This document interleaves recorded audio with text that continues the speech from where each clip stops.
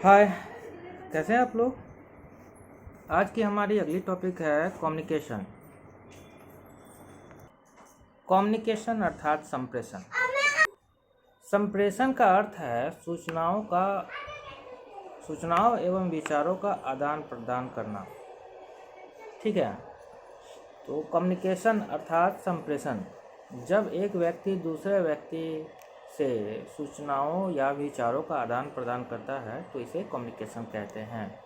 वैसे तो बहुत सारे जो विद्वान हैं वो अपने परिभाषा दिए हैं, जो आप बुक में भी पढ़ सकते हैं, जिसमें कि Holland, Brooker, Warren, Lugis, Bigley, Geist, Hartman, Howland, Stevens, इन सबों ने अपने विचार प्रकट किए हैं और एक परिभाषा निर्धारित की है, जो कि आपके बुक में पेज नंबर 6 पे ये अंकित है। आप लोग उसे देख करके उसे याद करने का प्रयास करिएगा। और इसके अगले टॉपिक पे हम लोग देखते हैं कि लर्निंग ऑब्जेक्टिव ऑफ कम्युनिकेशन, मतलब कि कम्युनिकेशन संप्रेषण के पढ़ने के उद्देश्य क्या क्या हैं। इसके मुख्य उद्देश्य कुछ इस प्रकार से है कि मतलब कि विभिन्न स्वरूपों को सीखना, संप्रेषण के विभिन्न स्वरूपों को सीखना, और प्रभावशाली संप्रेषण, यानी कि आप किसी से बात करते हैं तो उसे कम्युनिकेशन को कितना इफ़ेक्टिव बनाया जा सके और उसे कितना साधारण सरल तरीक़ों से सामने वाले के पास उसे समझाया जा सके या बतलाया जा सके, इसको दूसरा ये हो गया इसका ऑब्जेक्टिव।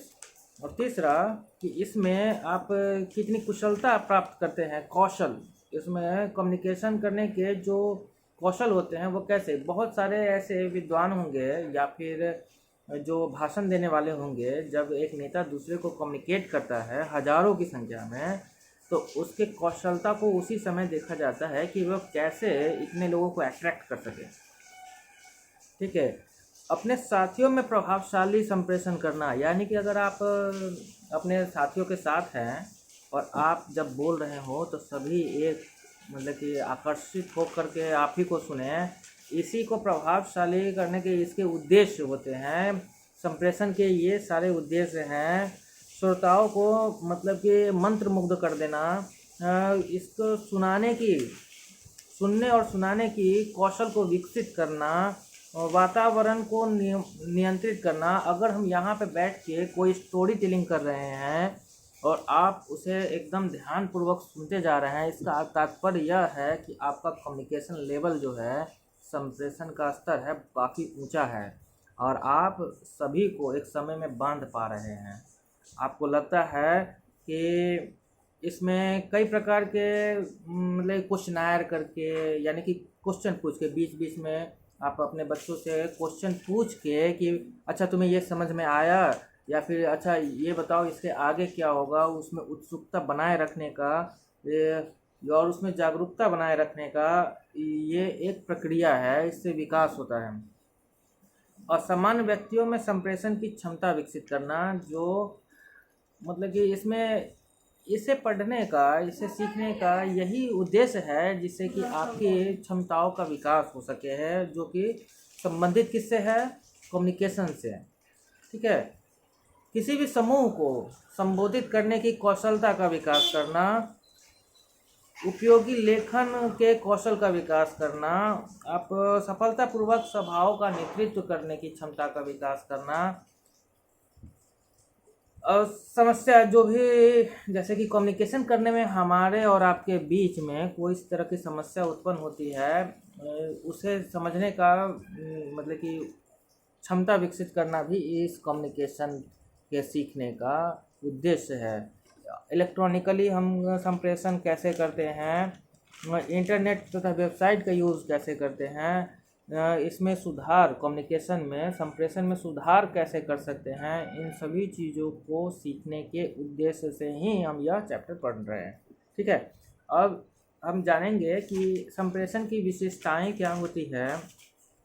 विशेषता में जैसे कि हम लोग विशेषता कैसे ड्राइव करते हैं, जितने भी विद्वानों ने अभी तक परिभाषा दी है उसमें से हम कुछ बातों को लेंगे और उससे ही पता चलेगा कि इसकी विशेषताएं क्या हैं।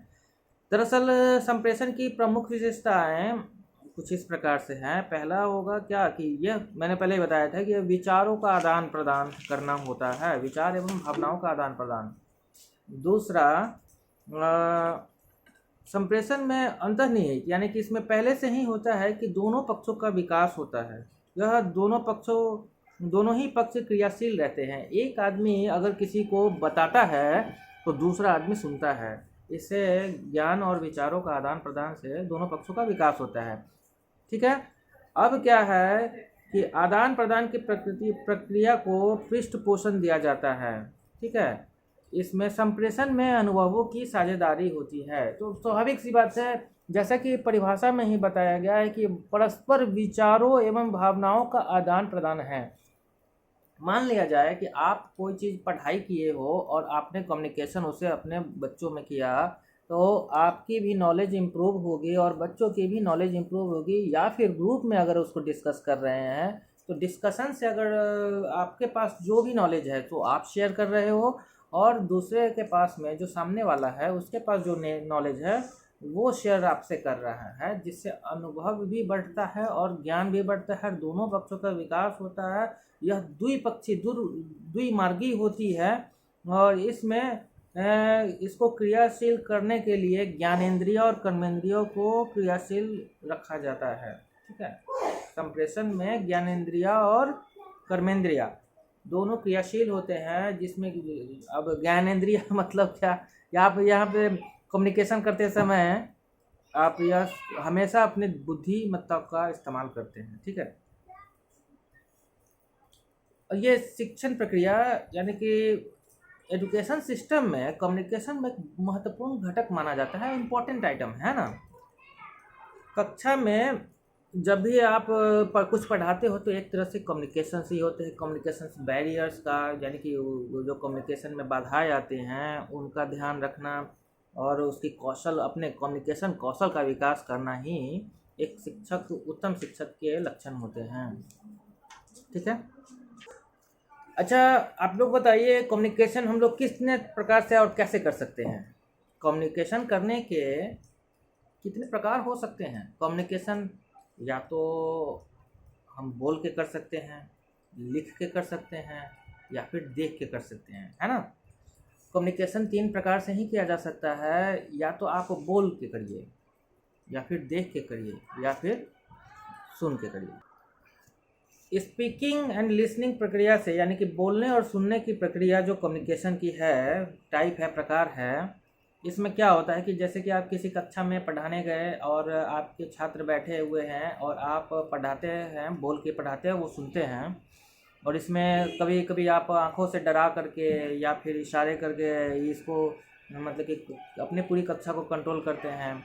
यह भी एक अंतर्निहित प्रक्रिया है और जिसमें कि बच्चे अपने मानसिक जो है इंद्रिय और श्रव्य इंद्रिय इनको एकदम एक्टिव रखते हैं, जिससे कि सुन और समझ पाते हैं। ठीक है। और राइटिंग एंड रीडिंग, लिखने और पढ़ने की जो प्रकार हैं, राइटिंग एंड रीडिंग, इसमें अप्रत्यक्ष रूप से लेखक और पाठक होता है। जैसे कि किसी न किसी लेखक ने जो भी आपको पढ़ने के लिए बुक मिलती है बच्चों को, तो वो लिखा होता है, उस पर पहले से बहुत पहले लिखा होता है, लेकिन पढ़ने वाला जब उसे पढ़ता है तो उससे उसके ज्ञान का और विचारों का, उसके अनुभव का आदान प्रदान होता है। इसमें भाषाओं का बहुत ही महत्वपूर्ण इम्पोर्टेंट रोल है।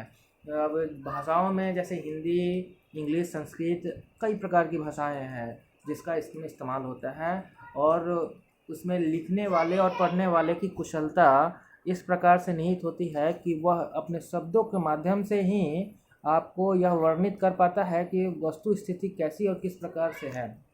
जैसे कि आप कभी नॉवल अगर पढ़े होंगे तो उसमें हर एक बारीक से बारीक चीज़ को इस प्रकार से लिखा जाता है कि उस उपन्यास में एक किस तरह की परिस्थिति बनी होगी उसको एकदम बहुत बेहतरीन तरीके से दर्शाया जाता है, जिससे कि पाठक और लेखक के द्वारा लिखा गया हुआ वह जो उपन्यास है वो पाठक को, पढ़ने वाले को एक बांध के रखता है और उसमें एक जिज्ञासा बनाए रखता है।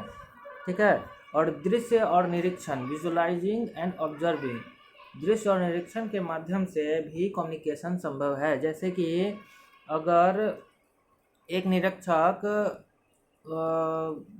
जैसे कि आप दृश्य और निरीक्षण में कैसे हो सकता है, पहले होता था कि कठपुतली की डांस हुआ करती थी जिसमें दर्शाया जाता था कि आप कोई भी नाटक टाइप का था जिसमें कठपुतलियाँ होती थी जिसको उंगली से ऊपर से कोई आदमी उसको दर्शाते थे, अब बहुत सारे दर्शक बैठ के देखते थे। मूक होता हुआ करता था पहले, तो उससे देख करके भी उसमें क्या चल रहा है देखने और ऑब्जर्व करने से, दृश्य और निरीक्षण करने से पता चल पाता था।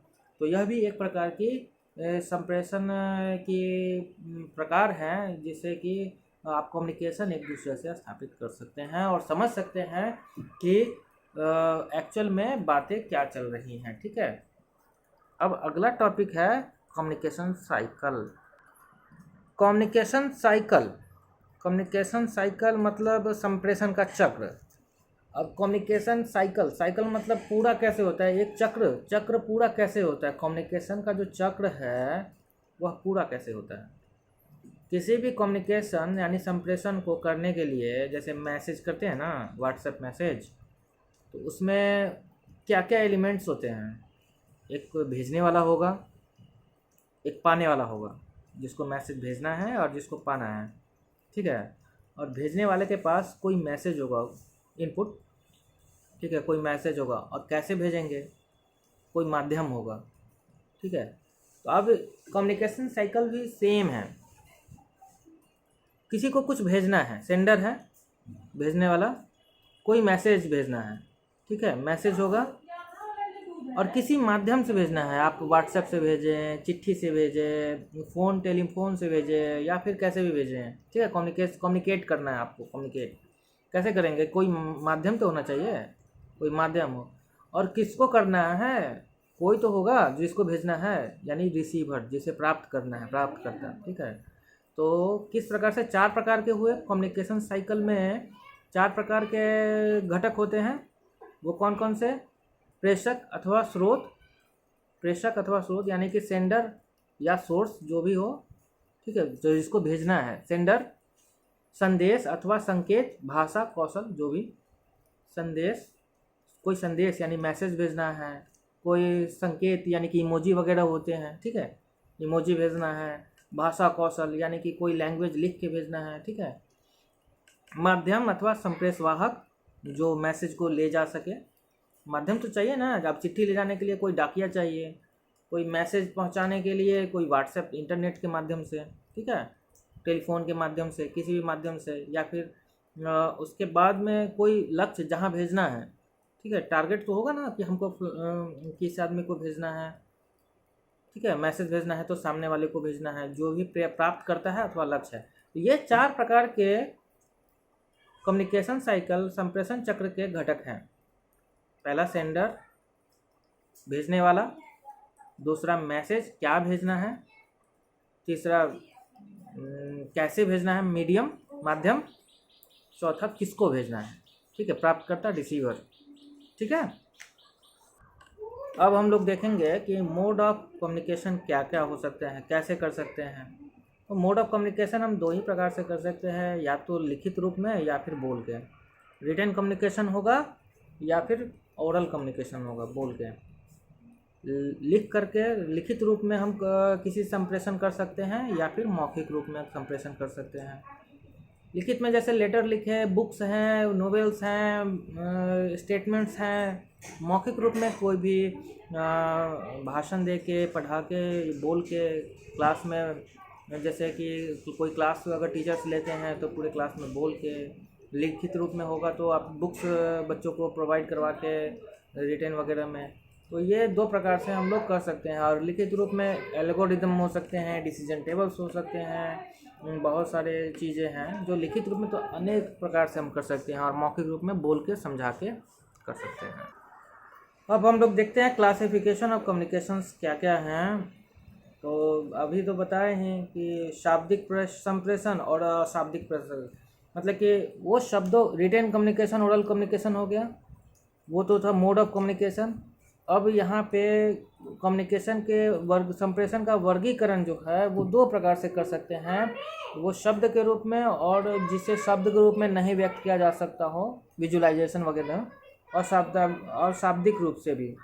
ठीक है, शब्द के रूप में जैसे होता है, तो शब्द के रूप में हम लोगों ने मोड ऑफ कम्युनिकेशन में देखा ही था, तो कि जिसको शब्द से हम व्यक्त कर पाए उसे रिटन कम्युनिकेशन यानी कि लिखित संप्रेषण, और जिसे मौखिक रूप से बोल के ओरली बोल रहे हैं, जैसे कि अभी वीडियो बना रहे हैं, इसमें कहीं भी आपको लिखित रूप से कुछ नहीं दिख रहा, ये मौखिक संप्रेषण है, वीडियो मौखिक संप्रेषण यानी ओरल कम्युनिकेशन है। ठीक है, और ये इसमें शब्दों का इन्वॉल्वमेंट है। ठीक है, और जिसमें शब्दों का इन्वॉल्वमेंट नहीं है वो अशाब्दिक संप्रेषण, वो जो होते हैं वो वाणी संकेत हो गए, चक्षु संपर्क हो गए, मुख मुद्राएं हुए, स्पर्श हुए, है ना। जिसमें कि वाणी संकेत कैसे, क्या जैसे कि किसी भी चीज़ को संकेत के माध्यम से विसिल बजा के, ठीक है। चक्षु संपर्क क्या, आंखों से डरा के या फिर आंखों के संपर्क से, मुख मुद्राएं या फिर इस तरह का चेहरे के हाव भाव बना करके भी हम सब एक दूसरे से कम्युनिकेशन व्यक्त कर सकते हैं। स्पर्श से या किसी को टच करके या हाय हेलो बाय, ये जो है जैसे कि हम अगर मान लीजिए कि कम्युनिकेशन कर रहे हैं, किसी को मतलब कि बुलाना है लेकिन बुलाने की जगह पे हाय ऐसे कर रहे हैं, तो वो क्या हुआ, वो कम्युनिकेशन गैप हो गया ना। तो कम्युनिकेशन शरीर की एक्टिविटी से भी की जा सकती है, जो अवाणिक मतलब अशाब्दिक संप्रेषण हुआ, जिसमें वाणी के संकेत विसिल बजा के हो, चक्षु के संपर्क आँखों के संपर्क से हो, या फिर स्पर्श से भी संप्रेषण हो सकता है। ठीक है, अब इसके माध्यम क्या क्या हो सकते हैं, जनसंचार माध्यम, तो सॉफ्टवेयर एसेसरीज हो सकते हैं, हार्डवेयर एसेसरीज हो सकते हैं। सॉफ्टवेयर यानी कि आप समाचार पत्र, ऐसे चीज़ जो समाचार पत्र हो, वर्कबुक हो, शब्दकोश हो, इंसाइक्लोपीडिया हो, एटलस हो, पुस्तक हो, हैंड आउट हो। और हार्डवेयर में जैसे कि आप टेप रिकॉर्डर हो, स्लाइडर प्रोजेक्टर हो, फिल्म स्ट्रिप प्रोजेक्टर हो, बहुत सारे प्रोजेक्टर्स आते हैं, टेलीविज़न हो, कंप्यूटर हो, वीडियो डेस्क हो, वीडियो डिस्क हो, टेली कॉन्फ्रेंसिंग हो, इन सब माध्यम से भी ये कम्युनिकेशन, जो भी कम्युनिकेशन के प्रकार है, क्लासिफिकेशन है, उसको इन माध्यमों से आगे बढ़ाया जा सकता है। ठीक है, फंक्शन ऑफ कम्युनिकेशन में 4 प्रकार हैं, जो कि मुख्य कार्य क्या है, मतलब कि संप्रेषण के कार्य क्या है, तो मुख्य 4 कार्य हैं। पहला सूचना प्रदान करना, ये तो इम्पोर्टेंट है। उसके बाद निर्देश प्रसारित करना, ठीक है। तीसरा परस्पर विश्वास जागृत करना, और चौथा समन्वय स्थापित करना ही कम्युनिकेशन के 4 मुख्य कार्य हैं। प्रोसेस और एलिमेंट ऑफ कम्युनिकेशन हम लोगों ने पहले भी डिस्कस किया है। संदेश भेजने वाला हो, कोई संदेश हो, उसका माध्यम हो, और संदेश ग्रहण करता हो, यह हम लोगों ने विस्तृत रूप में पहले ही देख रखा है। तो प्रोसेस ऑफ एलिमेंट का तो कम्युनिकेशन एलिमेंट में ये सब रहेंगे। टाइप ऑफ कम्युनिकेशन मॉडल्स में संप्रेषण के प्रतिमानों के प्रकार में कई विद्वानों ने अपने दिए हैं, जैसे कि अरस्तु का है, बेरेलो का है, लासवेल का है, बेकर का है, शानन व वीवर का है, डांस का है, इकोलॉजिकल का है, शाम का है, विनमय का है। कई सारे प्रतिमान हैं, ठीक है, कई सारे मॉडल्स हैं, जिसमें अरस्तु का संप्रेषण प्रतिमान में, जिसमें वक्ता, तर्क, वक्तव्य और श्रोता, ठीक है, यानी जो बोलता है सो, जो तर्क है सो, जो कहना है सो, और सुनने वाला, ये इनके संप्रेषण के प्रतिमान हैं। ठीक है, और इसी तरह से बेरलो का प्रतिमान जो है, इसमें सोर्स है, स्रोत, जहाँ से कोई बात संतोष, कोई भी स्रोत कोई भी हो सकता है, मौखिक, लिखित, इलेक्ट्रॉनिक, कुछ भी। उसके बाद मैसेज है, उसमें जो भी संदेश है सो, और माध्यम, किस माध्यम से भेजना है, और डिकोडिंग है, जिसको उसका मीनिंग निकालना, डिकोडिंग मतलब मीनिंग निकालना, और प्राप्तकर्ता होते हैं, जिसमें उसके प्राप्तकर्ता आते हैं, जो कि एलिमेंट्स जो अभी डिस्कस कर रहे थे थोड़ी देर पहले, इसमें उसी तरह से लास वेलस का प्रतिमान है। इसमें संप्रेषणकर्ता, संप्रेषण सामग्री, यानी कि वही चीज़, सेंडर, रिसीवर, मैसेज मीडियम, और इफेक्टिव रिसीवर। मुख्य रूप से घुमा फिरा के जितने भी हमारे ये जो मॉडल्स दिए गए हैं, इसमें चार पांच चीज़ तो ज़रूर ही रहेंगे। एक सेंडर, दूसरा रिसीवर, तीसरा मैसेज, और चौथा किस तरह से भेजना है, मीडियम, ठीक है। पाँचवा इफेक्ट ऑन रिसीवर, ठीक है।